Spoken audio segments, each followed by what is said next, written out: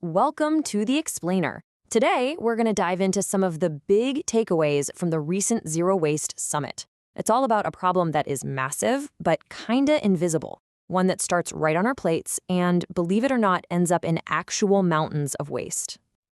All right, so the summit kicked off by just trying to get a handle on the sheer scale of the food waste problem in Cape Town. And honestly, the numbers, they're pretty hard to wrap your head around.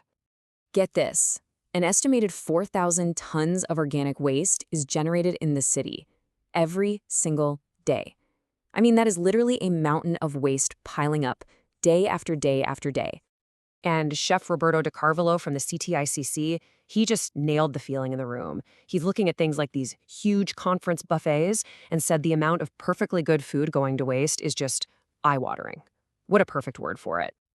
But look, this summit wasn't just about staring at the problem. It was all about finding solutions. And to do that, they brought together this seriously impressive panel of experts from, well, pretty much every part of the food system. So guiding the whole conversation, we had Zukiswa Piccoli, a food justice expert from the Daily Maverick. She was joined by Petro Myberg, who's driving all this cool circular innovation over at the massive V&A waterfront. Then you had Allison Evans, bringing in that crucial government perspective. How the city's policy can actually help create value from waste. From the private sector, there was Melanie Ludwig, whose whole business is about taking this organic material and actually recycling it. And of course, Chef Roberto de Carvalho giving that essential on-the-ground view from inside a huge commercial kitchen. So you've got all these different pieces of the puzzle, right? And together, they started mapping out a real path forward. So what's the game plan? What did this amazing group actually propose? Well, they outlined a few clear and really powerful levers for change, things that can work at every single level of society. Okay, so the first big lever, it's just sheer ambition.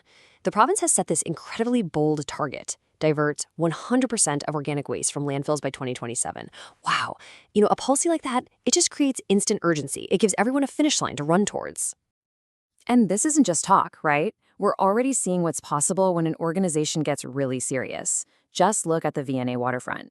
By focusing on simple things like educating their tenants and just getting better at separating waste, they increased what they divert by tenfold, from 20 tons a month to 200. That is a huge win. And what this really drives home is that there's no single silver bullet here. It takes a combination of things, right? You need corporate action, like the CTSCC recovering food for their staff meals. You need supportive city policies, like giving out free home composters. And then you absolutely need private sector innovation to step in and create a real market for all that separated waste. So we've talked about companies, we've talked about the city, but what about us? Where do you fit into all this? Well, the summit made one thing absolutely crystal clear. What we do as individuals is a powerful and totally necessary part of the solution. And the great thing is, it can be pretty simple. It really just starts with 3 steps. Number 1, separate your food scraps right at the source. Seriously, this is the single most important thing you can do to give that waste any kind of value. 2, just be more mindful of what you're throwing away. And 3, probably the easiest one of all, just eat the food that's on your plate. So let's just leave it with this final, powerful thought. When you hear that one single kitchen, just by recovering food for staff meals, can save 3.5 tons of food waste every single month, it really makes you wonder, if that's what one place can do, what could an entire city, working together, really achieve?